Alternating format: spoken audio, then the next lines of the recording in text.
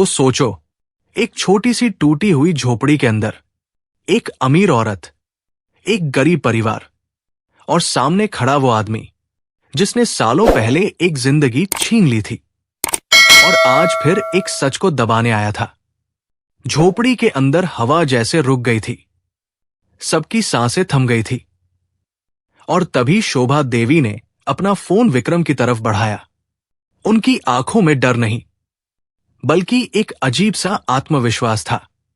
Phone में वही आवाज गूंज रही थी, विक्रम की आवाज, उसका अपना सच, उसका अपना जुर्म। जैसे ही विक्रम ने वो रिकॉर्डिंग सुनी, उसका चेहरा एकदम सफेद पड़ गया। उसकी आंखों की घमंड भरी चमक गायब हो चुकी थी और पहली बार उसके चेहरे पर डर साफ दिखाई दे रहा था।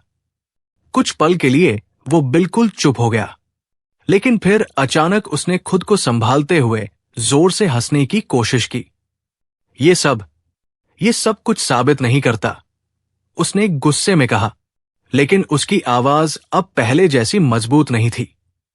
शोभा देवी एक कदम आगे बढ़ी। उनकी आवाज धीमी थी, लेकिन इतनी मजबूत कि झोपड़ी की दीवारें भी सुन रही थी। विक्रम, ये सिर्फ रिकॉर्डिंग नहीं है, ये तुम्हारे झूठ का अंत है और मेरे पति के लिए इंसाफ की शुरुआत। बाहर खड़े उसके आदमी अब भी इंतजार कर रहे थे, लेकिन माहौल बदल चुका था। अब डर का नहीं, सच का वक्त था। रामलाल, जो अब तक कांप रहा था, धीरे धीरे खड़ा हुआ। उसकी आंखों में अब डर नहीं था, बल्कि हिम्मत थी, क्योंकि पहली बार कोई उसके साथ खड़ा था। गुड़िया अपने पिता का हाथ कसकर पकड़े खड़ी थी। उसकी छोटी छोटी आंखों में आंसू थे, लेकिन उन आंसुओं में अब डर कम और उम्मीद ज्यादा थी। विक्रम ने गुस्से में अपने आदमियों की तरफ देखा और चिल्लाया, क्या देख रहे हो? फोन छीनो इसका। इतना सुनते ही दो आदमी अंदर घुसने ही वाले थे कि अचानक बाहर से तेज सायरन की आवाज गूंज उठी। पूरे इलाके में हलचल मच गई। पुलिस की जीप झोपड़ी के बाहर आकर रुकी। विक्रम का चेहरा एकदम बदल गया। ये कैसे? उसकी आवाज कांप गई। शोभा देवी ने शांत होकर कहा, मैंने कहा था ना, मैं खाली हाथ नहीं आई हूं। दरअसल जब वो घर से निकली थी, उसी वक्त उन्होंने पुलिस को सब कुछ बता दिया था और रिकॉर्डिंग भी भेज दी थी। कुछ ही सेकंड में पुलिस अंदर आ गई। विक्रम मल्होत्रा, आपको 10 साल पुराने केस और हत्या की साजिश के आरोप में गिरफ्तार किया जाता है। विक्रम पीछे हटने लगा। नहीं, ये झूठ है, ये सब साजिश है। लेकिन इस बार उसकी आवाज में ताकत नहीं थी, सिर्फ डर था। पुलिस ने उसे पकड़ लिया। उसके हाथों में हथकड़ी डाल दी गई। वो आदमी जो खुद को सबसे ताकतवर समझता था, आज एक छोटी सी झोपड़ी में सबके सामने बेबस खड़ा था। जब पुलिस उसे बाहर ले जा रही थी, तो उसने आखिरी बार शोभा देवी की तरफ देखा, लेकिन इस बार उसकी आंखों में घमंड नहीं, हार थी। और फिर वो चला गया। झोपड़ी के अंदर फिर से सन्नाटा छा गया, लेकिन इस बार ये सन्नाटा डर का नहीं, एक भारी सच के बाद की शांति का था। शोभा देवी वही खड़ी रह गई। उनकी आंखों से आंसू धीरे धीरे गिरने लगे। 10 साल का दर्द आज बाहर निकल आया था। उन्होंने धीरे से आसमान की तरफ देखा। आज आपको इंसाफ मिल गया। रामलाल ये सब देख रहा था। उसकी आंखों से भी आंसू बह रहे थे। वो आगे बढ़ा और पहली बार उसने अपनी मालकिन के सामने सिर नहीं झुकाया, बल्कि सीधे खड़ा रहा, क्योंकि आज वो सिर्फ नौकर नहीं था, वो सच का गवाह था। गुड़िया दौड़कर शोभा देवी के पास आई और उनके हाथ पकड़ लिए। मालकिन, आप रो मत, अब सब ठीक हो गया। उस छोटी सी बच्ची की बात सुनकर शोभा देवी झुक गई और उसे अपने गले से लगा लिया। उस पल अमीरी गरीबी सब खत्म हो गया था, बस इंसानियत बची थी। लेकिन कहानी अभी खत्म नहीं हुई है, क्योंकि असली बदलाव अब शुरू होने वाला था। क्या शोभा देवी सिर्फ मदद करके वापस चली जाएंगी, या इस परिवार की जिंदगी हमेशा के लिए बदलने वाली है? और सबसे बड़ा सवाल, क्या सच में पैसे से बड़ी चीज इंसानियत होती है? अगर आप इस जगह होते तो क्या करते? बताइए जरूर, क्योंकि अगला हिस्सा इस कहानी को और भी ज्यादा भावुक और चौंकाने वाला बना देगा। झोपड़ी के अंदर का माहौल अब पहले जैसा नहीं रहा था। हवा में अब डर नहीं, बल्कि एक अजीब सी शांति और भावनाओं का बोझ तैर रहा था, जैसे कोई बहुत बड़ा तूफान गुजर चुका हो और अब सब कुछ धीरे धीरे संभल रहा हो। शोभा देवी अब भी वही खड़ी थी। उनकी आंखें लाल हो चुकी थी, लेकिन उन आंसुओं में कमजोरी नहीं, बल्कि सालों बाद मिला सुकून था। ऐसा सुकून जो किसी इंसान को तब मिलता है जब उसे सच का सामना करने की ताकत मिल जाती है। रामलाल कुछ कदम पीछे खड़ा था। उसका दिल तेजी से धड़क रहा था, लेकिन आज उसके अंदर का डर जैसे कहीं खो गया था। उसकी जगह एक अजीब सा आत्मविश्वास आ गया था, क्योंकि आज पहली बार उसने अपने दिल का बोझ उतारा था। तभी शोभा देवी धीरे धीरे उसकी तरफ बढ़ी। उनके कदम भारी थे, लेकिन इरादा साफ था। रामलाल ने जैसे ही उन्हें अपनी तरफ आते देखा, वो तुरंत घुटनों के बल बैठ गया।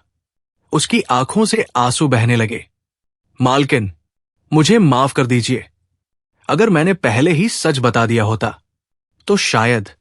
उसकी आवाज भर्रा गई, लेकिन इस बार शोभा देवी ने उसे बीच में ही रोक दिया।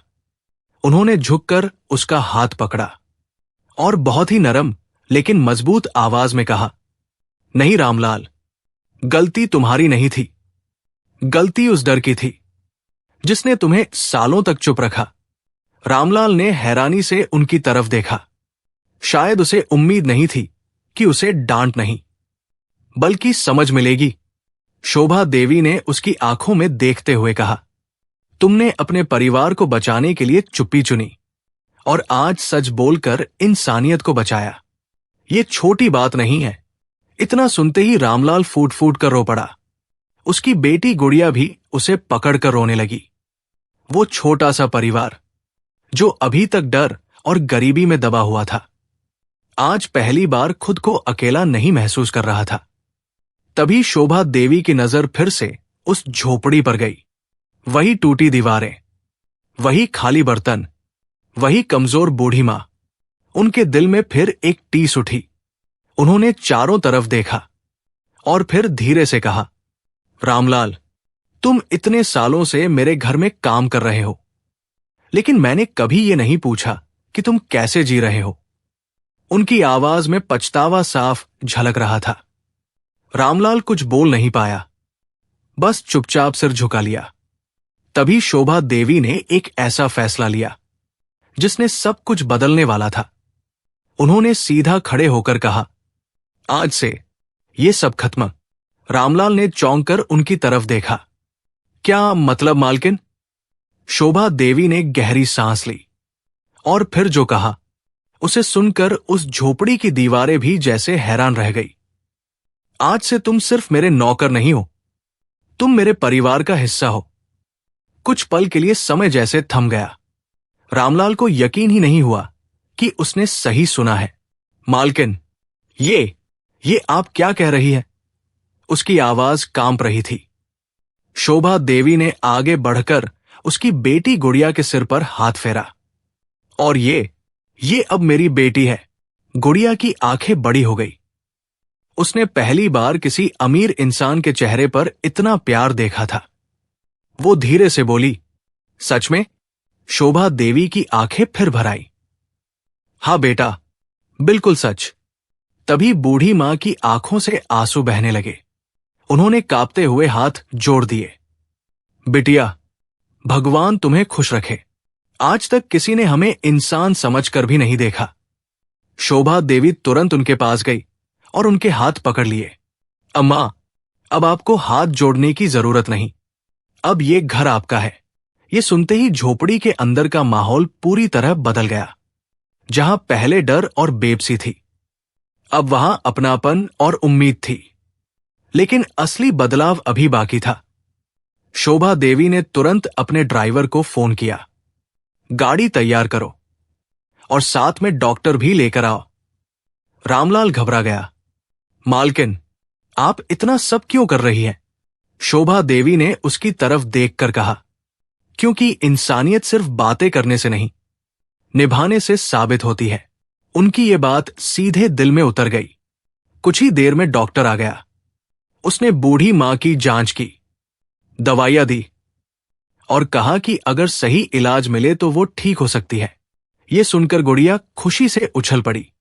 दादी ठीक हो जाएंगी। उसकी वो मासूम खुशी देखकर वहां खड़ा हर इंसान मुस्कुरा उठा। लेकिन तभी शोभा देवी ने एक और फैसला लिया। उन्होंने झोपड़ी के बाहर खड़े होकर पूरे इलाके को देखा।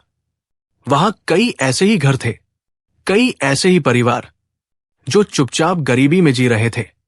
उनकी आंखों में एक नई सोच जन्म ले चुकी थी।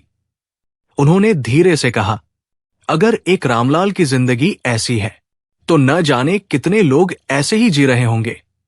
उनका दिल अब सिर्फ एक परिवार के लिए नहीं, बल्कि पूरे समाज के लिए धड़कने लगा था।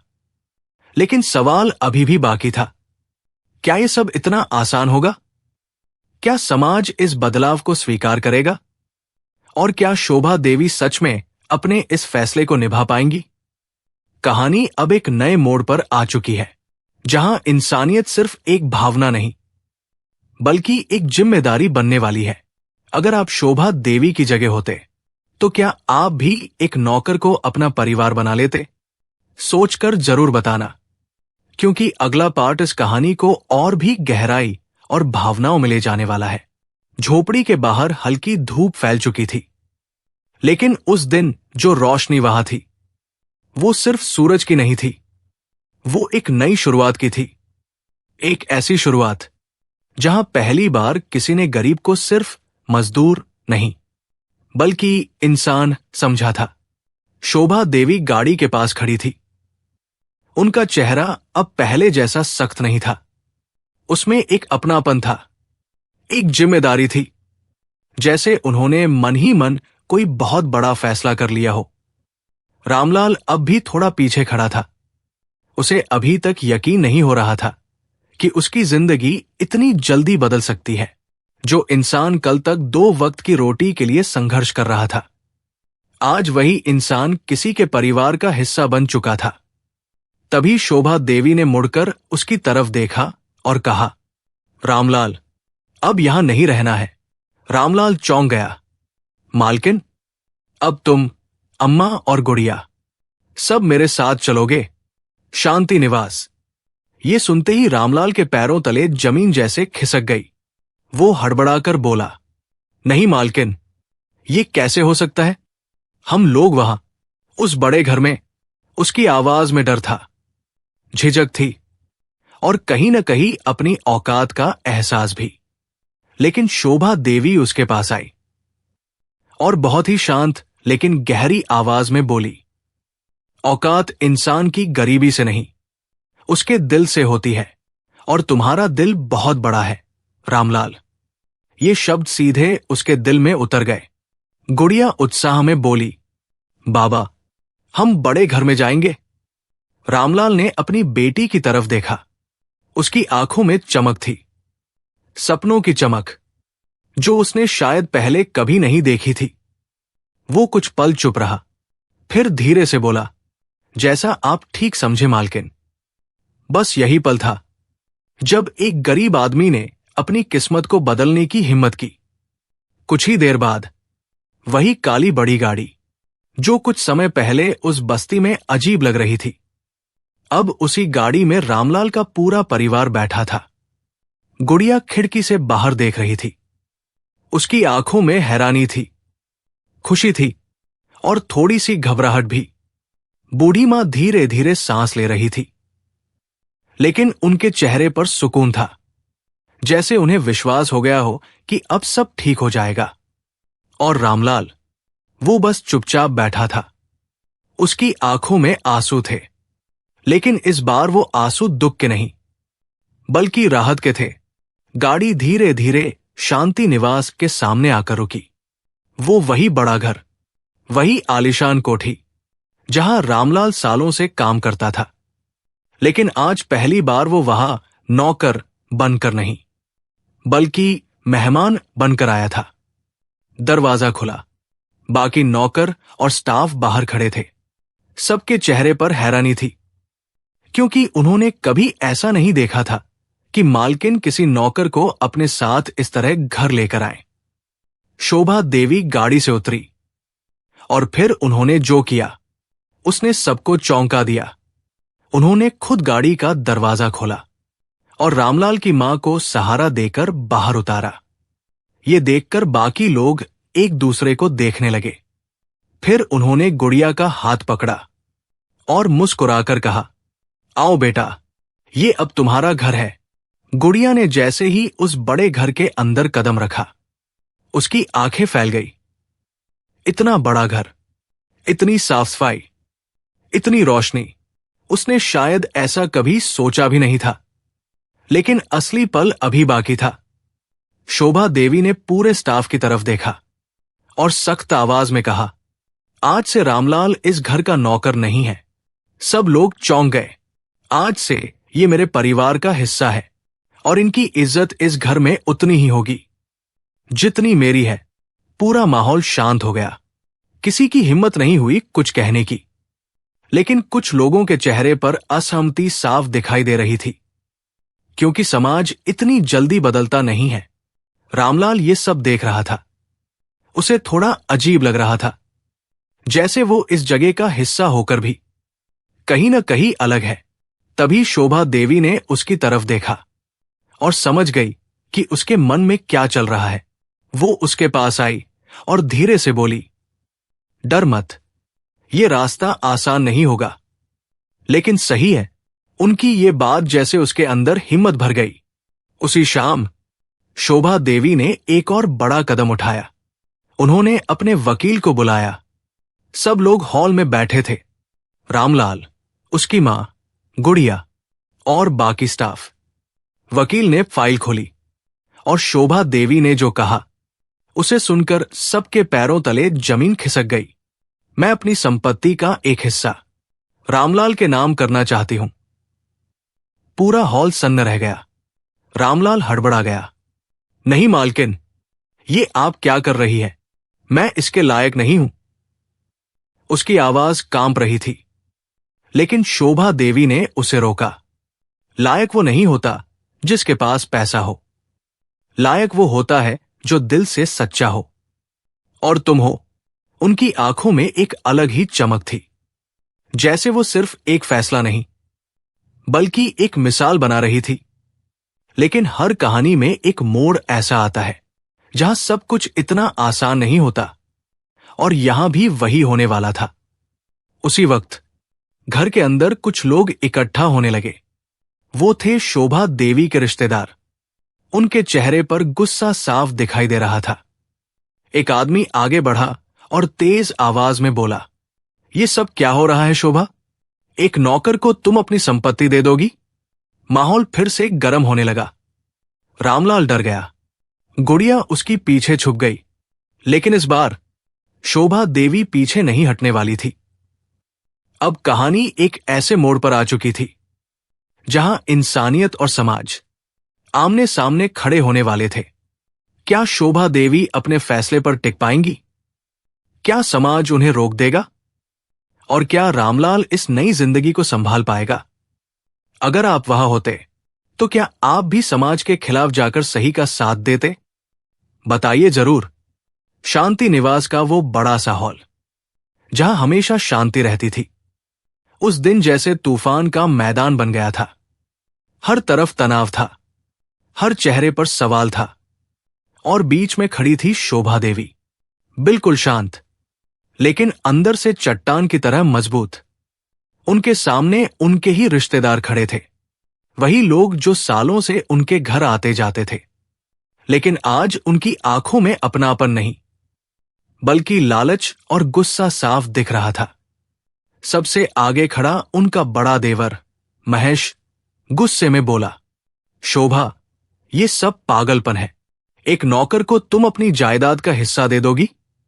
हमारा भी इस घर पर हक है, उसकी आवाज तेज थी, लेकिन उससे ज्यादा तेज उसके इरादे थे।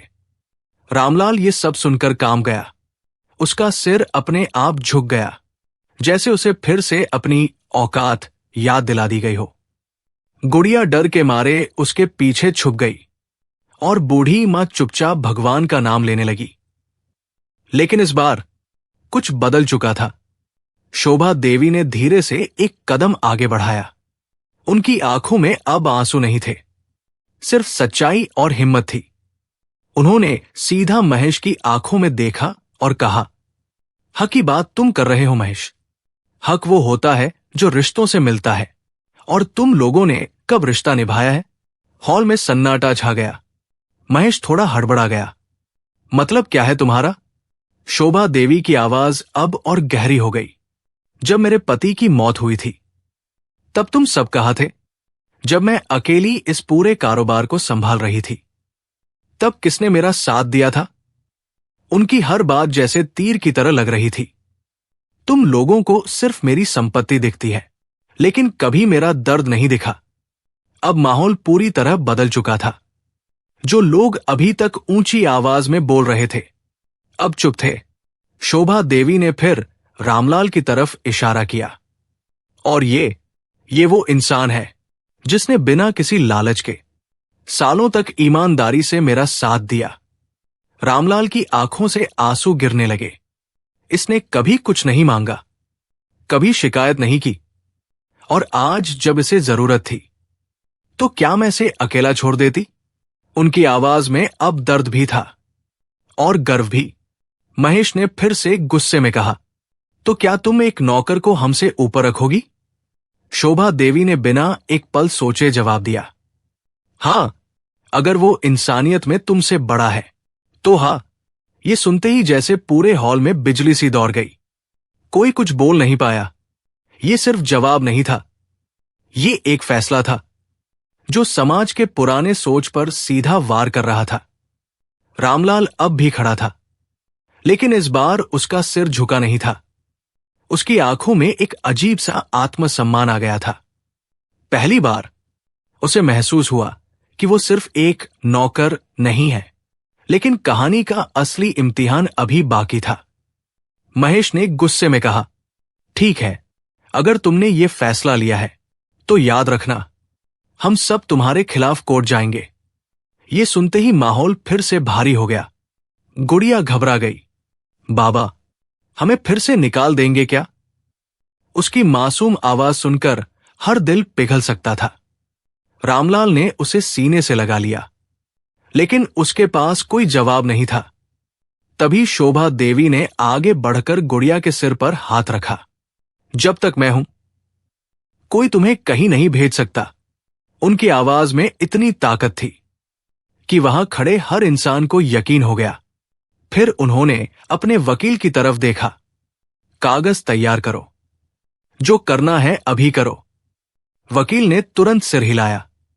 महेश और बाकी लोग गुस्से में वहां से चले गए, लेकिन जाते जाते उनकी आंखों में साफ दिख रहा था कि ये लड़ाई अभी खत्म नहीं हुई है। हॉल में फिर से शांति छा गई, लेकिन इस बार ये शांति किसी तूफान के पहले की नहीं, बल्कि एक बड़े फैसले के बाद की थी। रामलाल धीरे धीरे शोभा देवी के पास आया। उसकी आंखों में कृतज्ञता थी और दिल में एक सवाल, मालकिन, आप ये सब क्यों कर रही हैं? मैं तो बस अपना काम करता था। शोभा देवी हल्का सा मुस्कुराई, क्योंकि दुनिया में काम करने वाले बहुत होते हैं, लेकिन दिल से निभाने वाले बहुत कम। उनकी ये बात जैसे दिल में उतर गई। उस रात शांति निवास में सब कुछ बदल चुका था। एक अमीर घर अब सिर्फ दौलत का नहीं, बल्कि इंसानियत का घर बन चुका था। लेकिन कहानी का आखिरी और सबसे भावुक हिस्सा अभी बाकी है, जहां इस फैसले का असली असर सामने आएगा। क्या समाज इस बदलाव को स्वीकार करेगा? क्या रामलाल सच में इस नई जिंदगी को अपना पाएगा? और क्या शोभा देवी को अपने इस फैसले की कीमत चुकानी पड़ेगी? और सबसे बड़ा सवाल, क्या इंसानियत सच में हर रिश्ते और हर दौलत से बड़ी होती है? सोचकर जरूर बताना, क्योंकि अगला पार्ट इस कहानी का अंत नहीं, बल्कि सबसे बड़ा सबक देने वाला है। रात धीरे धीरे बीत गई, लेकिन उस रात शांति निवास में किसी को नींद नहीं आई। एक तरफ रामलाल था, जो पहली बार इतने बड़े कमरे में सो रहा था, लेकिन उसकी आंखों में नींद नहीं, बल्कि जिम्मेदारी का बोझ था। दूसरी तरफ शोभा देवी थी, जो अपने कमरे की खिड़की के पास खड़ी आसमान को देख रही थी, जैसे अपने बीते हुए कल से आखिरी बार बात कर रही हो। सुबह की पहली किरण जैसे ही खिड़की से अंदर आई, एक नई शुरुआत का एहसास पूरे घर में फैल गया। लेकिन हर नई शुरुआत के साथ एक परीक्षा भी आती है, और यह परीक्षा अब शुरू होने वाली थी। अगले ही दिन खबर पूरे शहर में फैल गई। करोड़पति महिला ने अपने नौकर को परिवार बना लिया, जायदाद का हिस्सा देने वाली है। लोग बातें करने लगे। कुछ ने कहा यह पागलपन है, कुछ ने कहा यह सच्ची इंसानियत है। लेकिन सच ये था कि अब यह सिर्फ एक घर की कहानी नहीं रही थी, ये पूरे समाज की सोच को चुनौती देने वाली कहानी बन चुकी थी। शांति निवास के बाहर मीडिया भी आ गया। कैमरे, माइक, सवालों की बारिश। एक रिपोर्टर ने जोर से पूछा, मैडम, क्या यह सच है कि आप अपनी संपत्ति एक नौकर के नाम कर रही हैं? पूरा माहौल जैसे रुक गया। सबकी नजरें शोभा देवी पर टिक गई। उन्होंने एक गहरी सांस ली, और फिर जो कहा वो सीधे हर दिल तक पहुंच गया। मैं अपनी संपत्ति किसी नौकर को नहीं, एक इंसान को दे रही हूं, जिसने इंसानियत निभाई है। उनकी आवाज में सच्चाई थी, और वही सच्चाई लोगों के दिल को छू रही थी। रामलाल थोड़ी दूरी पर खड़ा ये सब सुन रहा था। उसकी आंखों में आंसू थे, लेकिन इस बार वो आंसू गर्व के थे। धीरे धीरे लोगों की सोच बदलने लगी। जो लोग पहले आलोचना कर रहे थे, वही अब कहने लगे, शायद हम गलत थे, शायद इंसानियत सच में सबसे बड़ी होती है। लेकिन असली बदलाव अभी बाकी था। कुछ दिनों बाद वही बस्ती जहां रामलाल की झोपड़ी थी, वहां अचानक कुछ गाड़ियां आकर रुकी। लोग हैरान होकर देखने लगे। गाड़ियों से उतरी शोभा देवी, उनके साथ डॉक्टर, कुछ कर्मचारी और सामान से भरे ट्रक। रामलाल भी उनके साथ था। लोगों के चेहरे पर सवाल थे। तभी शोभा देवी आगे बढ़ी और ऊंची आवाज में बोली, आज से इस बस्ती में कोई भी भूखा नहीं सोएगा, कोई बच्चा पढ़ाई से वंचित नहीं रहेगा, और कोई बीमार इलाज के बिना नहीं रहेगा। पूरा माहौल सन्न हो गया। फिर धीरे धीरे लोगों की आंखों में आंसू आने लगे, क्योंकि पहली बार किसी अमीर ने सिर्फ दान नहीं दिया था, बल्कि उनका दर्द समझा था। गुड़िया बच्चों के बीच खड़ी थी। वो मुस्कुरा रही थी, क्योंकि अब उसे पता था कि उसकी तरह कोई और बच्चा रोएगा नहीं। रामलाल ने यह सब देखा, और उसकी आंखों से आंसू बह निकले। वो धीरे से बोला, मालकिन, आपने तो सबकी जिंदगी बदल दी।